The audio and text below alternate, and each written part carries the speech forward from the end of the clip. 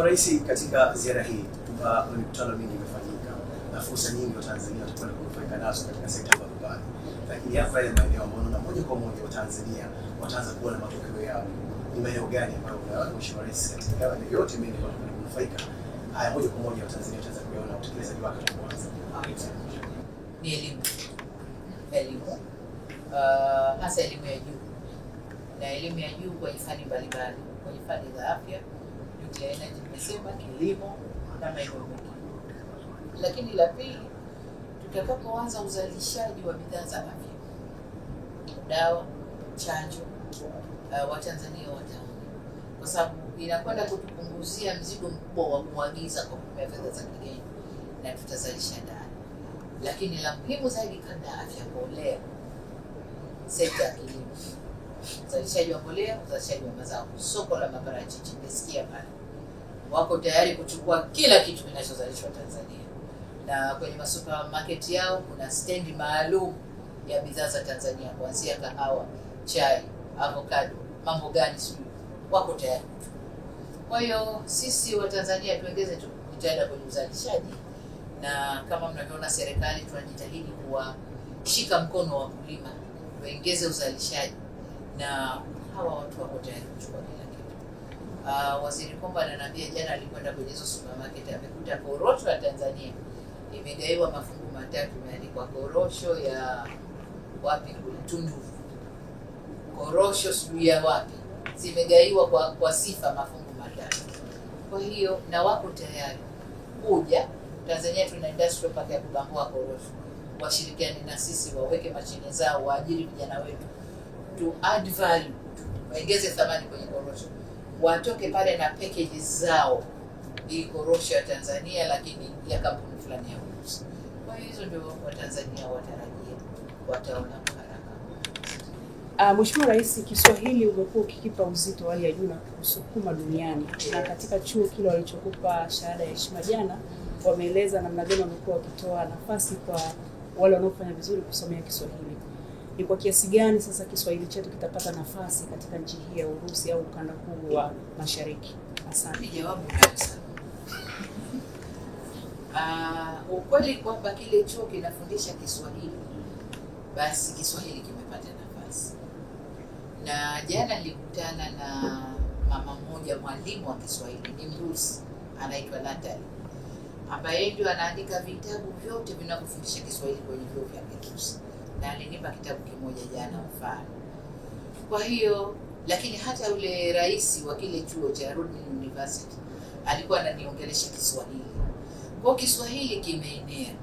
Hata nilipokuwa nikitoka, waandishi wa habari na kamera vyao, shikamoo mama, mama Samia shikamoo. Unajua kwamba Kiswahili kinaenea. Kwa Kiswahili kimepata nafasi. Pamoja na kwamba UNESCO ambayo iko Ufaransa ndio imekuza Kiswahili kukifanya lugha ya kimataifa, lakini sasa mataifa yanakichukua na kusomesha. Lakini kama tulivyosema kwenye vikao vingine kwamba tunaingia kwenye hatua nyingine na wenzetu wa Russia. Utalii wa Urusi ni mkubwa mno, na wamesema kwamba tutakapoleta ndege ikianza Air Tanzania, Azur Air ikianza kuja Tanzania, wanahofu kwamba hoteli zetu hazitatosha. Kwa hiyo tumewapa na wameomba nafasi tuwape maeneo, wajenge mahoteli maeneo yao. Serengeti kuna maeneo, Morogoro tunaweza tukapata maeneo wakajenga, Zanzibar tunaweza tukapata maeneo wakajenga, na maeneo mengine maeneo yao. Sasa na sisi tumewahakikishia kwamba na sisi tutafundisha Kirusi ndani ya vyuo vyetu, na chuo kinachofundisha lugha ni UDOM. Kwa hiyo tulikuwa tunaongea na waziri wa elimu kwamba sasa UDOM ijitayarishe kufundisha Kirusi ndani ya chuo chake. Tukifundisha, uwekezaji wote huu Urusi waliojipanga kufanya Tanzania watapata watendakazi ambao lugha zinaelewana. Lakini nyingine, vijana wa Kitanzania wakisoma na kitoka nje, kuna mfuko wao wa vijana unaowawezesha kufanya biashara. Air Tanzania ipo, ni rahisi Mtanzania kupanda Air Tanzania kuja hapa, akabishana na Mrusi, wewe akachukua vitu vyake akarudi, akaja akatuuzia. Kwa hiyo faida kubwa, faida kubwa.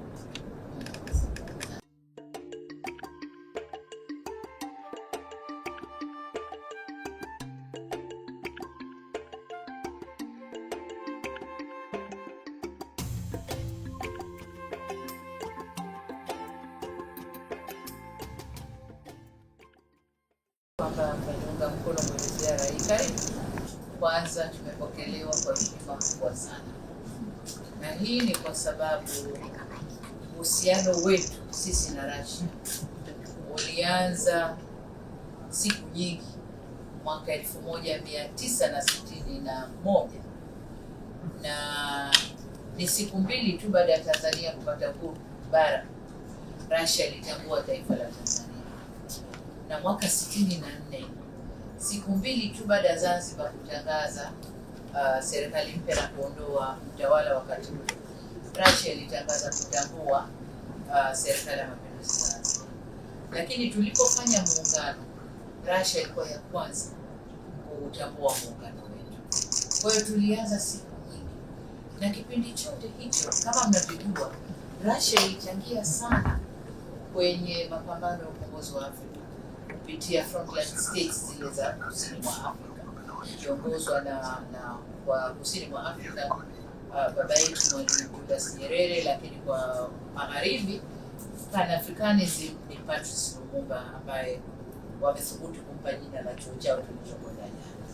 So katika hilo, baada ya kupata uhuru nchi za Afrika, kazi iliyofanywa kubwa na Russia ni kusomesha Waafrika wapate knowledge, watambue, wapate kuzihudumia nchi zao. Na ukiangalia wasomi wa zamani, wengi wao walisoma upande huu, aidha Russia au Bulgaria au Poland au huko ndio walisoma. Ni Russia ilitoa mchango mkubwa sana zaidi kwenye chuo ambacho jana ulikwenda, na kwa heshima wakanitunuku ile shahada ya heshima. Na tumeona idadi ya Watanzania walioko pale, na tumeona kwamba wapo vizuri, wamethubutu mpaka kucheza ngoma za kwetu kutukaribisha. So Russia ni mshirika wetu mkubwa toka miaka ya 60. Lakini kuanzia hapo, Mwalimu Nyerere alifanya ziara ndani ya nchi hii mwaka 1969. Ndio alifanya ziara yeye Mwalimu Nyerere.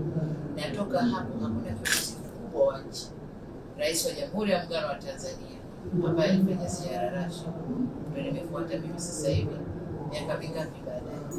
57 baadaye ndio nimefuata mimi. Lengo la kuja Russia ni kuja kuhakikishia kwamba Tanzania bado tunawahitaji, bado tuna mengi ya kufanya sisi na wao kwa maendeleo yao, lakini kwa maendeleo yetu, kuhakikishia kwamba Tanzania tumefungua milango. Na unapofungua milango, wa kwanza kumshika mkono mwende pamoja kwenye maendeleo ni ndugu yako. Huyu ni ndugu yetu ambaye alitushika mkono siku nyingi pamoja na wengine. Kwa hiyo tumekuja kuhakikishia kwamba Tanzania tuko pamoja nao, tumefungua milango, tuna maeneo kadhaa ya ushirikiano, waje tufanye kazi pamoja. Ndio lengo kubwa la ziara hii. Sasa nadhani nimesema vya kutosha. Kama mna maswali tunaweza kuendelea. Kwanza nikupongeze kwa kuvunja rekodi ya miaka 57 iliyodumu mpaka kila mtu akawa anashangaa. Lakini ujio wako huu unatuma ujumbe duniani wa kuendeleza sera ya kutofungamana na upande wowote. Baada ya kukutana na Rais Putin, umeonaje nafasi ya Tanzania katika kuendeleza hiyo sera ya kutofungamana na upande wowote, na wenzetu wa pande zote za dunia kutuelewa kwamba tunataka kujenga uchumi wa pamoja? Kama mnavyojua, Tanzania ndio tunafuata principle za kuto kufungamana na upande wowote, na kwa sisi kila anayetaka kufanya kazi na sisi tunafanya naye. Lakini pia tuna hili swala la diplomasia ya uchumi, na kwenye diplomasia ya uchumi kila unapoona kuna fursa ya kukuza uchumi wako, hiyo fursa tunaitumia. Sasa tunaposema kuto kufungamana kwa upande wowote, pamoja na kwamba Russia muda mrefu hapakuwa na mambo yanayoendelea kutokana na sababu kadhaa, lakini tumekuwa tukifanya kazi na wengine. Tumefanya kazi China kwa mfano. China ni mshirika wetu mkubwa, sawa tu na Russia, lakini kipindi chote toka 60s China tumeshirikiana naye katika kujenga miundombinu ya usafiri na usafirishaji, miundombinu inayosukuma maendeleo Tanzania. Tumeshirikiana naye kwa kiasi kikubwa. Tumwangalie India. India ni mshirika wetu mkubwa wa biashara, lakini pia tunapata fedha za uwekezaji kutoka India. Tukizungumzia Japani kwa mfano, Japani tumekuwa tukifanya naye toka miaka yote huko nyuma.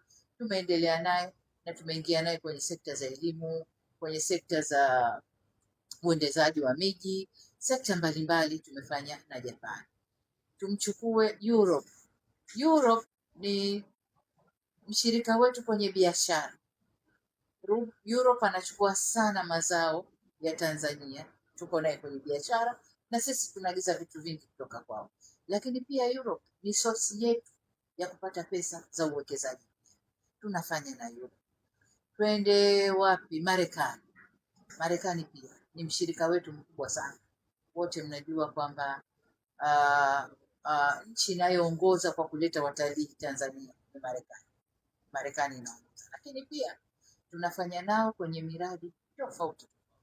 Kuna kampuni zipatazo 420 na karibu 500 za Kimarekani zipo Tanzania kwenye sekta zote, madini, utalii, kwenye sekta zote wapo, tunafanya nao. Lakini Marekani pia ni tuseme nini, ni mshirika mkubwa kwenye uwekezaji wa Tanzania. Tunazungumzia LNG. Tunapozungumzia LNG ni Europe na Marekani wako ndani. Tukizungumzia graphite kule Lindi na kwengineko ni Marekani. Tukizungumzia Kabanga inayopigwa kelele sasa hivi, tunamaliza mazungumzo, ni Marekani. Tuchukue mradi gani mwingine? Tuna miradi mikubwa ambayo Marekani tunafanya nayo. Ndio maana nikasema ni sosi yetu nzuri ya fedha za uwekezaji Marekani. Tunapokuja Russia na wenyewe kwa kipindi kirefu hapa hapakuwa na activities kwa sababu kadhaa. Kwanza kwamba mabadiliko ya siasa za dunia, lakini pili vikwazo wanavyowekewa Russia, lakini na sisi kwa upande wetu miaka ya 80, 70, mwisho 80 tuliingia kwenye adjustment program, structural adjustment programs ambazo zisimamiwa na World Bank, na kwa wakati ule hatukuweza kufanya na watu wengine wowote isipokuwa wao. Kwa hiyo mpaka tumemaliza ile phase na tunaendelea nao mpaka leo. Kwa sasa hivi siasa za dunia na chumi za dunia zilivyobadilika, kama Tanzania sisi hatuchagui wa kufanya naye kazi, ila tunakusanya kila mtu anayeweza kufanya kazi na sisi aje tufanye naye kazi na sisi. Kwa tunaposema hatufungamani na upande wote, mtaangalia wale super power za block zote wapo, tunafanya nao kazi. Wa Ulaya tunafanya nao kazi, wa Marekani tunafanya nao kazi, wa China wapo hapo, Warusi ndio tumekuja hivi, wengine tunafanya Asia tunafanya nao kazi, Japani, India tunafanya nao kazi. Singapore, nikirudi kesho kutwa kuna ziara, rais wa Singapore anakuja Tanzania. Hiyo ndio maana ya kwamba hatufungamani na upande wowote, hatuchagui, tunakusanya. Baada ya kutembelea Russia, ni fursa zipi ambazo umeziona kwa ajili ya vijana wa Tanzania? Kwa ajili ya vijana wa Tanzania, kama unavyojua population yetu ni 60% vijana, si? Kwa hiyo mambo yote tunayozungumza hapa kwa ajili ya vijana wa Tanzania. Tuna fursa kwenye kilimo. Kama mmesikia pale kwamba kwenye kilimo kuna fursa nyingi. Tayari wameingia kwenye kilimo chenyewe. Uzalishaji wa ndizi. Ndizi zina soko kubwa sana. Warusi tumewapa kama hekta 6,000 kule Morogoro, na wanaangalia nyingine ili wapande ndizi. Vijana wetu watapata ajira na kutakuwa na biashara kubwa kwenye eneo. Lakini fursa nyingine ni uwekezaji kwenye viwanda, kwenye kuongeza thamani ya mazao ya kilimo, lakini viwanda vitakavyozalisha dawa, vitakavyozalisha chanjo kwa ajili ya watu na wanyama, ajira ni kwa watu. Tuchukue fursa nyingine kwa Urusi, Mkuju project hii ya uranium. Ile project itaajiri vijana 20,000 katika fani mbalimbali. Kwa vijana wa Tanzania wako humo ndani. Elimu, vijana wa Tanzania wanasoma hapa, tunapata scholarship 150 kwa mwaka, lakini tumeomba katika mazungumzo yetu na Rais Putin ametukubalia, atatuongeza nafasi nyingine zaidi. Watakao kuja soma hapa ni vijana wa Tanzania, na kati yao kuna ambao wanasomeshwa na serikali ya Urusi, wengine ambao wako kwenye masomo ya nuclear science wanalipiwa na hawa Mantra au Rosatom, wanawalipia na serikali inajazi, lakini wengine wanakuja kwa Samia Scholarship. Kwa hiyo tutapata nafasi zaidi za vijana wetu kuja kujifunza fani mbalimbali hapa ndani. Upande wa biashara ni vijana wafanya biashara. Tumesema tuna fedha kwa ajili ya biashara za vijana. ATC inaanza safari kuja Russia. Hii ndege itajaa kuja, itajaa kurudi. Itakuja na watalii, itarudi na watalii. Itakuja na wafanyabiashara, itarudi na wafanyabiashara. Ni vijana wa Tanzania watakaofanya hiyo biashara. Hapa mazungumzo yaliyofanyika hapa baina ya business community ya Tanzania na Russia, mambo mengi watakubaliana hapo katikati. Ni vijana wa Tanzania watakaofanya biashara hizo, lakini pia watakaopata ajira katika biashara zitakazoanzishwa. Kwa hiyo faida kwa vijana wa Tanzania ni kubwa sana, lakini kuwajengea tu jina. Kijana wa Tanzania anafanya kazi kwenye project ya Urusi, kijana wa Tanzania anafanya kazi project ya Marekani, kwa vijana wa Tanzania watakuwa wenyeji dunia nzima, kwa sababu hatuchagui wa kufanya nao. Kwa vijana wa Tanzania wana fursa kubwa sana. Asante sana mheshimiwa. Swali langu ni namna ambavyo ziara hii ambayo ni ya historia kwa upande wa serikali, kama kuna mikakati ambayo itaweza kupima matokeo chanya ya ziara hii, kwa maana sasa ya kila sekta iwajibike kwa nafasi yake ili tuweze kama nchi kujipima. Kuna mikakati hiyo? Kama ninavyoelewa, tunaanza utekelezaji wa dira 2050 na katika dira tumeibua mambo matatu kule. Tumeibua mikakati ya mipango ya utekelezaji, lakini pia mikakati ya utekelezaji na vipimo tutakavyojipima navyo katika utekelezaji. Kwa hiyo ni vipimo vile vile tulivyoviweka kwenye dira ndivyo tutakavyovitumia katika utekelezaji wa miradi hii, kwa sababu miradi hii yote na yenyewe tunaibua kutokana na vipaumbele tulivyoweka kwenye dira yetu. Kwa hiyo tutakuwa na mfumo mzuri tu wa kujipima, tumefikia wapi, tunakwenda wapi, wapi tuko nyuma. Kwa hiyo jinsi ya kujipima tayari inaelezwa kwenye dira yetu ya miaka 25 inayo. Asante. Ningependa kufahamu kuhusu nyuklia. Umezungumzia sana maendeleo ya teknolojia na nyuklia. Katika uzalishaji wa umeme, wenzetu wako mbele, wanazalisha zaidi ya gigawati 200. Na sisi tuko gigawati 400. Namna gani tutatumia nyuklia katika kuzalisha, hususan hasa tukiwa SGR mapema tumeona. Asante. Nadhani katika business forum inayokuja tutasikia tunasema habari ya uzalishaji wa umeme kutumia nyuklia, lakini mipango yetu ni kwamba ifikapo 2030 tuwe na megawatts 8,000 kwa kutumia vyanzo mbalimbali, renewable energies, maji, jua, upepo. Lakini sasa tunajielekeza kwenye nyuklia, ambayo hii nayo lengo letu tukifika mwisho wa utekelezaji wa dira tuwe na megawatts 70,000. Sasa kuna teknoloji mpya ndani ya dunia, kwa sisi ni mpya, duniani imeshafanyika sana, ya kutumia nuclear energy. Kwa sisi wa Tanzania miaka 10-15 iliyopita, ukisikia kuzalisha umeme kwa kutumia nuclear energy, kila mtu alikuwa anaruka na tunakataa. Nuclear energy hapa na hapa na hapa, hasijui kwamba lile jambo lina faida. Na kwa bahati nzuri Mungu katupa ile resource inayotoa nuclear energy. Tanzania ina deposit kubwa ya uranium, nadhani ni ya pili ya tatu ndani ya Afrika. Na hiyo uranium ndio inayotoa nuclear energy ambayo itazalisha mambo mengine, lakini na umeme. Sasa tumeingia mkataba na wenzetu wa Urusi, kampuni ya Rosatom, kwa kampuni yao iliyoko Tanzania inaitwa Mantra Tanzania. Ndio wanafanya utekelezaji wa hiyo. Wamefanya majaribio ya awali ya kuchimba uranium yenyewe, waone quality na waone the way wanavyoweza kupata kwa wingi. Wamepata, na kama mnavyoelewa nilikwenda kufanya uzinduzi na nikaona hiyo uranium ni kitu gani. Lakini wanasema kwamba teknoloji walioitumia kwenye majaribio imeleta faida, lakini haikufikia ufanisi. Wamepungukiwa kwa 25%. Kwa walichofanya ndani ya kipindi chote hichi ambacho wako kimya, wameongeza technology.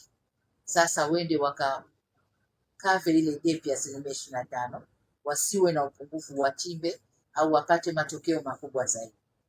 Sasa katika hapo watakapokuwa wanazalisha hiyo uranium, kuna uranium ambayo wataichukua, add value. Wanachimba mchanga, uranium ni changa tu, madini yako kwenye hilo mchanga. Wanalipepeta mpaka wanapata madini yenyewe. Yale madini mengine watasafirisha kwa matumizi yao, mengine watazalishia umeme pale. Na tumeanza mazungumzo, tunakwenda nao.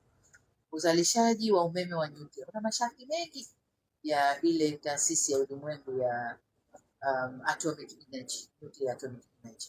Kwa hiyo inabidi mazungumzo yetu yafuate masharti yote mpaka tutakapokubaliana, ndipo sasa tutazungumzia kuingia kwenye mikataba ya uzalishaji. Na kwa wao wanasema ikifika mwaka 2029 kinu cha mwanzo cha uzalishaji umeme wa nyuklia itakuwa tayari. Kwa hiyo tunakwenda huko, lakini tuna kazi kubwa ya kuwafundisha Watanzania, kuwaeleza kwamba umeme huu hauna hatari. Umeme huu ni umeme kama mwingine, na unakwenda kutuongezea kwa kiasi kikubwa umeme wetu Tanzania, na kufanya Tanzania tunaposema ni epicenter ya biashara, basi iwe kweli epicenter ya biashara. Tutauza umeme, tutavutia uwekezaji, tutafanya mambo mengi kwa kuwa na umeme mwingi kiasi. Leo unahitimisha ziara yako ya kihistoria hapa Urusi. Naomba kufahamu unaondoka hapa ukiwa na kumbukumbu kuelekea nyumbani. Kumbukumbu ya kwanza, heshima tuliopewa kama Tanzania. Nadhani wote mmeona mapokezi tuliopewa. Lakini kubwa ni ile kwamba niseme ni kama tumekupatia. Njoni ndugu zetu. Muda mrefu hatujaona. Mlikuwa wapi? Mlipotelea wapi? Hebu njoni ndugu zetu. Hilo. Pia ni kumbukumbu. Lakini jengine ni utayari wa Warusi kufanya kazi na sisi. Kama tulivyosema, tumekuja kwa mazungumzo, lakini tayari mambo mengine yameanza kutekelezwa. Kuna miradi ambayo imeshaanza kutekelezwa. Kwa hiyo utayari wa Warusi. Lakini tumekuja na maombi makubwa ambayo yote yamepokelewa. Tumekuja na kuomba kuongezwa scholarship. Kadiwa imepata. Tumekuja na ushirikiano kwenye maeneo kadhaa, na kwa bahati sisi tulikuja na maeneo kama 7-8, na tukawakuta wenzetu wameshaisoma dira yetu na wameibua maeneo 9. Wanasema sisi tumeisoma dira yenu, tumeibua maeneo 9. Sisi tumekuja na 8. Kwa unaona kwamba lugha zetu zinafanana. Kwa hiyo ile kukubaliana na kwamba sasa tuko tayari kuanza kazi na nyinyi ni ufanisi mkubwa sana. Hii ziara imefanikiwa mikubwa sana. Teknolojia nyuklia ina sehemu kubwa pamoja na umeme. Kwa sasa hivi sisi hasa tunahitaji kitu gani hasa katika teknolojia nyuklia? Tunahitaji watupe kitu gani hasa ambacho kitaweza kutusaidia kwenye teknolojia? La kwanza ni elimu. Elimu kuhusu kutambua teknolojia ya nyuklia. Lakini tunapoingia kwenye teknolojia ya nyuklia, tunahitaji nuclear engineers. Engineer watakaofanya kazi kwenye haya majano haya. Tunawahitaji, na fortunately au kwa bahati nzuri pale ndani ya Urusi hii mantra wanasomesha, na jana pale kulikuwa kuna kasichana kamoja kanafanya PhD kuhusu nuclear engineering, amekuwa sponsored na mantra, yuko pale yeye na wenzake. Kwa la kwanza elimu kwanza kwa wananchi kujua vizuri, lakini la pili wataalamu wetu wa ndani kuifahamu vizuri, ili watakapofanya mambo yao wasije wakatuchenga na wakatudanganya. Kwa la pili hilo. La tatu ni products zinazotokana na hiyo nuclear, na product kubwa hapa ni umeme. Sasa kama kutakuwa kuna by products nyingine, tuta negotiate nini tunaweza kukubali na kuchukua kutoka kwao. Lakini kubwa, Tanzania tuna ile agency ya Atomic Energy ambayo kwa muda mrefu inafanya kazi, lakini haiko active kama inavyofanya kazi sasa hivi. Kwa hiyo ushirikiano wa wizara huku inayoshughulikia na mambo ya nuclear na ile agency yetu au wakala wetu wa Atomic Energy kule Arusha, sasa hivi ule wakala utakuwa na kazi kubwa kufanya, na watasimamia vyema teknolojia ya nuclear pale. Kuna wataalamu well trained, lakini hawako na kazi kufanya. Naambiwa pale Nelson Mandela Arusha, wenzetu wa magharibi walitengeneza nuclear energy pale, somehow tukakosana, wakalifinika, liko pale limefinika. Sasa labda kwa sababu tuna uzoefu na sasa tunataka kuitumia, hawa wenzetu watakwenda kulitizama lilifinikwa lifikia hatua gani. Je, tunaweza tukalifufua wakalitumia tukatengeneza kitu cha maana. Lakini nuclear energy tunatumia hospitalini kwenye mionzi kwa wagonjwa wa kansa na magonjwa mbalimbali, tunatumia hospitali. Kwa hiyo kuna matumizi mengi ambayo tunaweza kutumia kwa nuclear energy, lakini cha muhimu umeme. Mheshimiwa Rais, kwa kipindi kirefu mataifa ya magharibi yamekuwa yakishirikiana sana na Tanzania na kufadhili bajeti kwa kiasi kikubwa. Na ujio wako hapa nchini Urusi na jinsi ambavyo umepokelewa, baadhi ya vyombo vya habari vya nje vinaripoti kama ni Tanzania kuanza mwanzo mpya wa kuchungulia kutaka kuhamia kwenye kushirikiana zaidi na mashariki kuliko magharibi, kutokana na masharti hapa na pale ambayo yamekuwa yakitoka magharibi. Inaonekana kama ni mwanzo mpya wa kutaka kuhamishia nguvu mashariki. Kauli yako ni nini kuhusu hili? Tunafanya kazi na kila mtu na mifano nimeitoa hapa. Sasa ni juu yenu waandishi wa habari kuweka ile mifano na kuchimba zaidi zile nchi nilizozitaja zina miradi gani Tanzania, zinafanya nini Tanzania. Zungumzeni na kituo cha uwekezaji Tanzania, wakupeni kwa kila nchi. Australia kwa mfano wana miradi mingi ya madini ndani ya Tanzania. Uingereza ukiangalia miradi yao ya madini hata peji 3 ziko pale. Ufaransa tunafanya nao mengi, lakini Ufaransa kwa sasa hivi tumeingia nao makubaliano kwenye Matei Plan, watakuja kutusupport Tanzania kwenye mambo kadhaa. Kwa hiyo si kuhamisha nguvu zetu kwenda huko, lakini ni kuongeza wigo wa washirika. Hii ni sawa na kwamba nimeachana na huyu au tumetengana, nimekwenda kuzurura huko, lakini kaona narudi kwa mkuu mwenzangu. Kwa hiyo tumerudi kwa mkuu mwenzetu, lakini sikuhamishia nguvu. Tumeongeza tu ushirikiano. Kama nilivyosema, tunakusanya, hatuchagui kwa merits zao, hapana. Sisi kila penye opportunity ya kukuza uchumi wetu, vijana wetu wapate ajira, sisi tunaitumia.